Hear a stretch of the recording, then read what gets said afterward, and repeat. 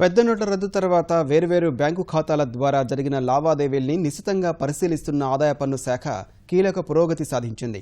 November 8 తర్వాత 18 లక్షల మంది అనుమానాస్పద డిపాజిట్లు చేసినట్లు గుర్తించింది. ఆ సొమ్మంతా ఎక్కడి నుంచి వచ్చిందో 10 రోజుల్లోగా చెప్పాలంటూ ఆయా ఖాతాదారులకు ప్రత్యక్ష పన్నుల కేంద్ర బోర్డు ఈమెయిళ్లు, సంక్షిప్త సందేశాలు పంపింది. మరింత మందిని పన్ను పరిధిలోకి తెచ్చే లక్ష్యంతో స్వచ్ఛ ధన్ అభియాన్ పేరిట చేపట్టిన ప్రాజెక్టులో భాగంగా సిబిడిటి ఈ మేరకు చర్యలు చేపట్టింది. ఈ ప్రాజెక్టు తొలిదశగా పెద్ద నోట్ల రద్దు అనంతర డిపాజిట్లను పరిశీలించిన సిబిడిటి 5 లక్షలు లేదా అంతకన్నా ఎక్కువ విలువైన డిపాజిట్లు, 3 నుంచి 5 లక్షల రూపాయల వరకు విలువైన డిపాజిట్లలో అనుమానాస్పదమైన వాటిపై దృష్టి పెట్టింది. అలాంటి లావాదేవీలు చేసిన వారి సంఖ్య 18 లక్షలుగా ఉందని, ఈమెయిళ్లు, ఎస్ఎంఎస్లకు వారిచ్చే సమాధానం ఆధారంగా తదుపరి కార్యాచరణ చేపడతామని ఐటీ శాఖ తెలిపింది.